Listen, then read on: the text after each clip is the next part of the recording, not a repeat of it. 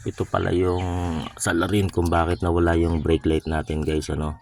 So chinek ko yung linya ng kuryente, okay naman, yung mga bulb okay naman. So ito ang nakita ko, no. So ito yung terminal, pinagsasaksakan ng socket.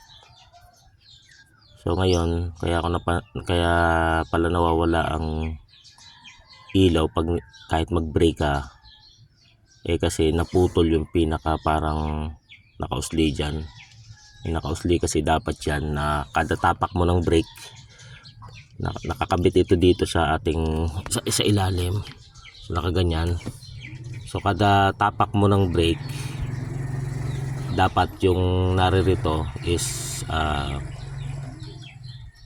lalabas, no. So kada tapak ng brake, so pag tumapak ka ng brake, lalabas dapat ito, pak, lalabas pa ganon. So ngayon ang nangyayari sa kanya, putol na siya, hindi na nalabas, tapos wala na rin siyang contact dito sa loob. So dapat ito normally close ang tawag sa kanya. Ibig sabihin, kapag nakaganyan, hindi mo tinatapakan yung brake mo, ang brake switch na to. So pag hindi mo tinatapakan ng brake mo, nakaganon, so nakadikit yung dulo nito, itong brake pedal nakadikit dun sa dulo nito. So yan ang normal position niya, ano.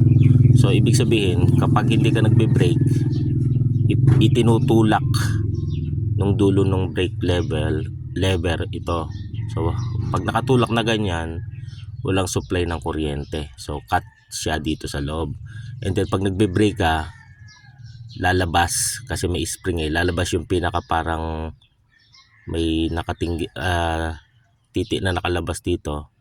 So kapag nag-brake ka, syempre aangat, gaganyan. Ngayon yung spring dito sa loob itutulak yung parang titi dito sa loob. So ngayon ang nangyayari, sa tuwing tinatapakan ng brake, doon pa lang siya magko-connect, doon pa lang dadalo yung kuryente dito sa dalawang ito. So ngayon kaya pala kahit anong tapak ko, may brake naman siya, okay yung kanyang ilaw, okay yung wirings, kaya pala ayaw umilaw yung brake light, is ito ang dahilan, ano.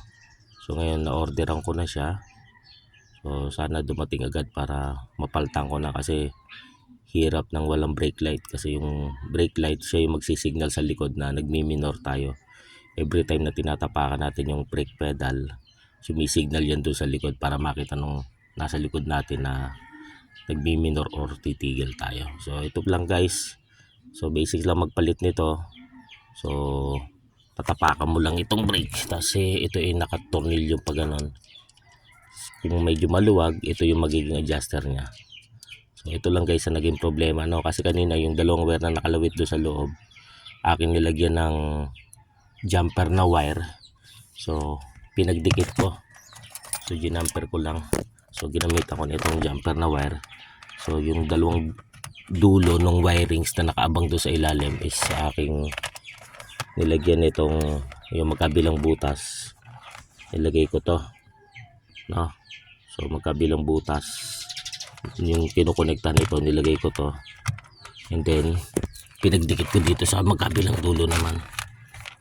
So nung buhayin ko yung engine, sobrang liwanag ng aking tail light or brake light, and then nung tinanggal ko, nung pinaghiwalay ko, nawala. So ibig sabihin walang iba sira kundi ito lang.